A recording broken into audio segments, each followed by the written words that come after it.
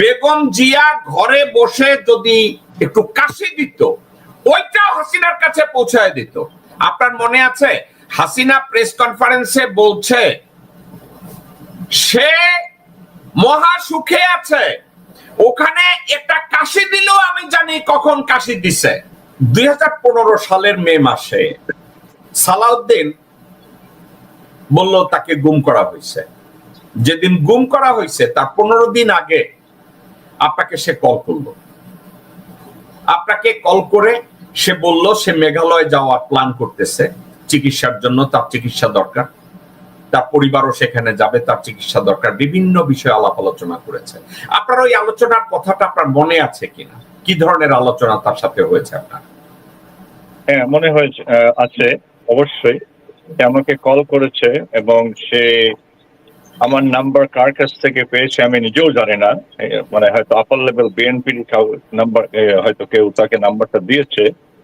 সে বলেছে যে আমার এই সিচুয়েশন, বাংলাদেশে থাকার মতো আমার অবস্থা নাই এবং আমার মাই ওয়ে টু ইন্ডিয়া, এবং আমাকে অলরেডি বাংলাদেশ থেকে মানে গুম করে ফেলেছে, গুম করে প্ল্যান করতেছে বা এই ধরনের কিছু একটা, আমার গুম হওয়ার সম্ভাবনা আছে।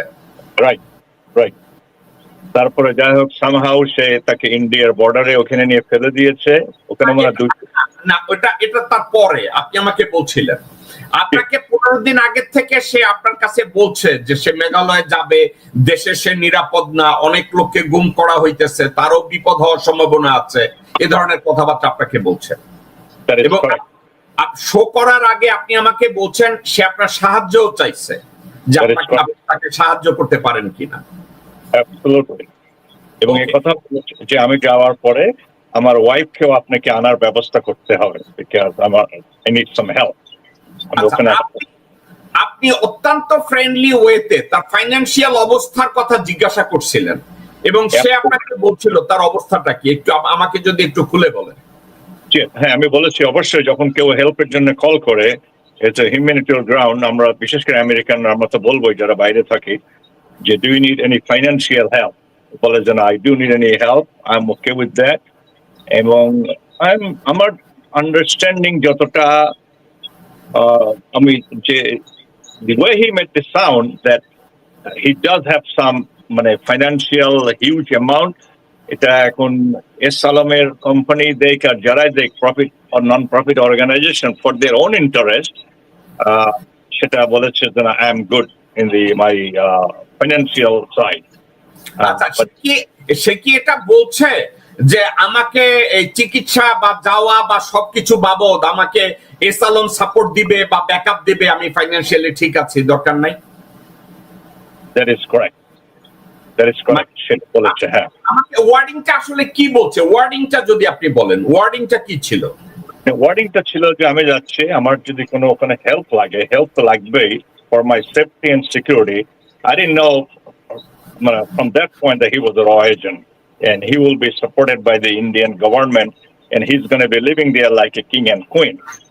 আমি তাকে, হ্যাঁ, আমি তার কথা বিশ্বাস করেছি, I took his word for it. I was very sympathized and বললাম যে you can count on me. আপনার যদি কোনো হেল্প লাগে, including financial, I will try my best within my power. But I did not give him any promise. Just courtesy. সে বলেছে না, I'm good on that side, but the other side for my safety and security, আপনার আমাকে help লাগবে, তারা হয়তো আমাকে মেরেও ফেলতে পারে, তারা আমাকে কোথায় নেবে, I don't have any destination. I don't know what will be in the next. একটা কথা আমি জিজ্ঞাসা করি, সে তখনও গুম হয় নাই, সে তখনও বাংলাদেশে, সে কোথায় হবে, কি যাবে, ওদিকে সে আপনার সাথে আলাপ আলোচনা করছে আমি মেঘালয় শিলং এ যাব, সে জানে কি কইরা যে তাকে গুম কইরা শিলং এ নেওয়া হবে? আপনার কাছে একটু খটকা লাগে না? অবশ্যই লেগেছে, এবং সে এই কথা বলেছে যে for my own safety and security, আমি প্রতিটা বাসাতে I'm not allowed to stay more than 3 to 4 months. I have to keep moving around and change the house for my safety and security. I took his word for it.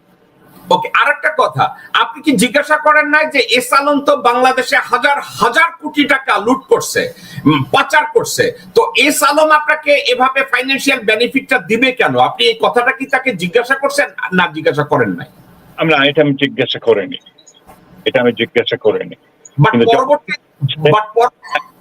পরবর্তীতে কি আপনার ভিতরে কি কোনো question arise করছে কিনা within your self that S Alam দেশের এত টাকা মারতেছে এবং সে আলম সালাউদ্দিনের মতো লোককে সে সাপোর্ট করতেছে, আপনার কাছে কি এটা রেড ফ্ল্যাগ মনে হয় না? Absolutely.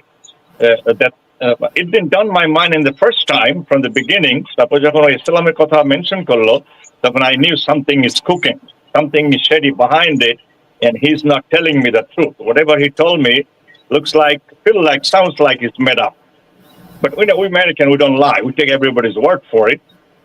আমি তাকে বলেছি যে I will try my best to help you out, and I never call him back. He's the one who was calling me whenever time he need any kind of help for his. Mainly, he was pushing to get a help from my side for his safety and security. Make sure he doesn't get killed. He's safe and secure. এবং physically সে তার কিছু surgical প্রসিডিউরে যেতে হবে। I don't recall now that either gallbladder or heart or something like that. And তার পাশে তার ওয়াইফকে থাকতে হবে, which is very important. It does make sense because everybody wants to have the life partner when anybody go on surgery. Any surgery is a surgery. Okay. Right. আমি আপনার কাছে back করছি। আমি একটু মামুন ভাই, আরেফি ভাইয়ের অনেক বাংলার চেয়ে ইংরেজিটায় উনি মানে কমফোর্টেবল বেশি। এখন আমরা ওনার এই কথাটাকে আমি আর আপনি একেবারে খাঁটি বাংলাদেশি বরিশাইলা ঢাকাইয়া বাংলা একটু আমরা কথা বলি। আপনার কাছে কি মনে হয় আরেফি ভাইকে বিএনপি সাউয়া 2015 সালের মে মাসে কল করছে, কল করে বলছে যে আমার আর এখানে থাকা হবে না, আমি প্ল্যান করতেছি মেঘালয় শিলং এ যাব, ওখানে আমার চিকিৎসারও দরকার হবে, আলাপ আলোচনা করব। তো আরেফি সাহেব বলছে যে তো আপনি যদি ওখানে যান হঠাৎ কেন যাবেন, আপনি দেশের এত বড় একটা দলের রাজনীতিবিদ। তো বলছে দেশে যেভাবে গুম খুন হইতেছে আমারও গুম করার সম্ভাবনা আছে, তো আমি মেঘালয় শিলং এ যাব, ওখানে গিয়ে একটু চিকিৎসাও করাবো, দেখি কি অবস্থা হয়। তো আরেফি ভাই তাকে বলছে যে আপনার ফাইন্যান্সিয়াল অবস্থা কি? তো সে বলছে না ফাইন্যান্সিয়ালি আমি ভালো আছি। তো আরেফি ভাই তাকে বলছে লজ্জা পায় না, আমারে বলেন কি ফাইন্যান্সিয়াল খারাপ থাকলে আমাকে বলেন। তখন সে বলছে না এস আলম গ্রুপের এস আলম সাহেব, সাইফুল আলম সাহেব আমাকে হেল্প করতেছে, তার পুরো ব্যাকআপ আমার জন্য আছে, ওখানে গেলেও আমার ব্যাকআপ আছে, বাট আমার বউকে নেওয়ার ব্যাপারে বা সিকিউরিটির ব্যাপারে আপনারও যদি কোনো হেল্প লাগে আমাকে যদি আমেরিকান এম্বাসির থ্রুতে করাইতে পারেন আমারে করায়েন। আচ্ছা, এভাবে সে একবার না, আরেফি ভাই উনি সালাউদ্দিনকে কল করে নাই, সালাউদ্দিনই ওনাকে একের পর এক কল করেছে।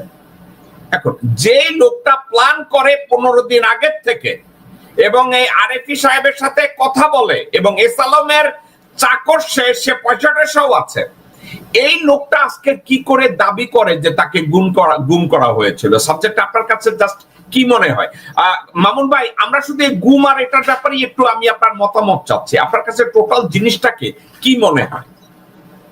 দেখেন, এটা একটা সম্পূর্ণ নাটকই মনে হচ্ছে এবং উনি জানছেন যে ভাই ওই রিপাবলিকান পার্টির বিভিন্ন হায়ার লেভেলের লোকদের সাথে ভালো কন্ট্যাক্ট আছে। তো এবং এটা মনে হয় যে এটা রর একটা পাতানো খেলা, রর অ্যাডভাইসে তাকে করছে সো দ্যাট মানুষকে যেন বিশ্বাসে আনতে পারে যে হ্যাঁ তারা সত্যি সত্যি ভারত দ্বারা আক্রান্ত হচ্ছে কিংবা ভারত তাকে এরকম করবে, এরকম একটা ক্যামোফ্লেক্স করার চেষ্টা করছে। এবং আমেরিকান একটা হেল্প দরকার কিংবা যদি প্রশাসনের দিয়ে তারা ইনফ্লুয়েন্স করতে পারে। তার কারণ আপনি দেখবেন যে 9 বছর পরে যখন আসলো সাথে সাথে সে গাড়িতে চললো, এস আলমের গাড়ি, তাকে জিজ্ঞাসা সাংবাদিক মামুন ভাই একটু থামাই তো এই সব নাটকটা যেটা আপনি দেখলেন। জি না জি মামুন ভাই আপনি বোধহয় জানেন না, সে বাংলাদেশে এসে একটা চার্টার প্লেনে, সরি চার্টার প্লেনে গাড়িও চলছে এবং চার্টার প্লেনটা ভাড়া করে দিছে এস আলম গ্রুপ, এবং যে গাড়িটা তাকে পিক আপ করছে ওইটাও এস আলম গ্রুপের। এবং অস্বীকার করছে গাড়িটা কার জানে না, সে জানে না। সে মিথ্যুক কাহাকে বলে, একেবারে চরম মিথ্যুক, চরম এই পুরো গ্রুপটাই রড দ্বারা ম্যানিপুলেটেড। এখন এই যে আরেফি ভাইয়ের মতো সহজ সরল লোক যারা আমি দেখছি, তো আমেরিকা তো আমার আত্মীয় স্বজন যারা আছে যে তারা খুব স্ট্রেট চিন্তা করে, তারা এত ঘোরপেচ করে না। তো উনি সরল বিশ্বাস করেছে, ই ইজ এ প্যাট্রিয়ট, উনি মনে হচ্ছে ঠিক আছে যদি আমি হেল্প করতে পারি।